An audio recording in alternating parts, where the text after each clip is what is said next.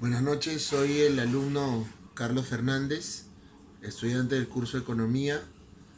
Eh, Mi profesora es Marjorie Frías y esta es la presentación de la tarea académica número 2, donde hay que explicar los conceptos básicos de la elasticidad. Sabemos que cuando el precio aumenta, la cantidad demandada disminuye. Pero si la cantidad demandada disminuye, ahí se produce una elasticidad, que puede ser grande, puede ser pequeña, puede ser mediana. Ahora, hay que definir qué es elasticidad. Es una medida de sensibilidad. Es decir, qué tan sensible es el consumo de un bien cuando cambia de precio. Los bienes pueden ser inelásticos cuando son poco sensibles o pueden ser elásticos cuando son muy sensibles. Es importante que un productor debe conocer la elasticidad del bien que está produciendo. Luego explicaremos la elasticidad precio de la demanda. ¿Qué significa esto? Esto es un coeficiente que mide justamente la elasticidad del bien. Entonces, esto se produce al momento de hacer una división entre, en el numerador tenemos que escribir la diferencia de las cantidades sobre la suma de las cantidades y en el denominador la diferencia de los precios sobre la suma de los precios. Esto me va a generar el coeficiente de elasticidad. Ahora, este coeficiente puede variar. Ese resultado siempre se va a asumir como un valor absoluto. Eso significa que puede ir desde 0 hasta el infinito. Luego, ¿cómo interpretamos ese coeficiente de elasticidad? Si, por ejemplo, el coeficiente de elasticidad nos ha salido un 0.72, quiere decir que si el precio aumenta en 1%, la cantidad demandada va a disminuir en 0.72. Ahora, si el precio disminuye en un 10%, entonces la proporción estaría relativa en escala 10. Entonces la cantidad demandada aumentará en un 7,2%. Entonces, simplemente con una proporción.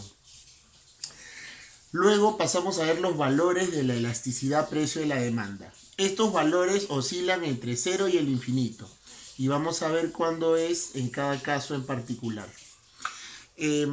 Como esta elasticidad, ya lo habíamos dicho, se representa siempre con un valor absoluto, es decir, que la elasticidad puede ir desde 0 hasta el infinito.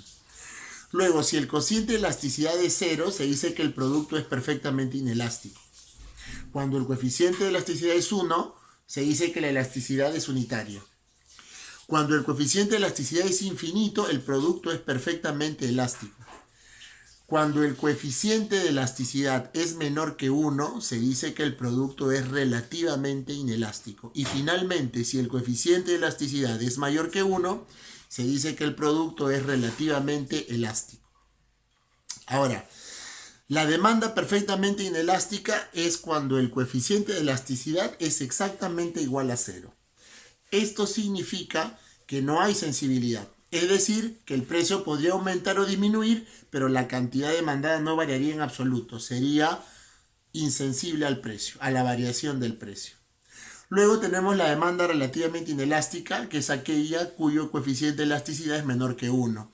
Esto significa que existe poca sensibilidad. Esto quiere decir que la variación porcentual de la cantidad demandada siempre será menor que el precio. Luego viene la demanda con elasticidad unitaria, aquella cuyo coeficiente de elasticidad es exactamente 1. Esto significa que esto ocurre cuando la variación porcentual es igual a la del precio. Luego tenemos la demanda relativamente inelástica, aquella cuyo coeficiente de elasticidad es mayor que 1. Esto sucede cuando hay mucha sensibilidad, es decir, la variación de los porcentajes de la cantidad demandada siempre tiene que ser mayor que el precio. Y finalmente la demanda perfectamente elástica es aquella cuyo coeficiente de elasticidad es infinito.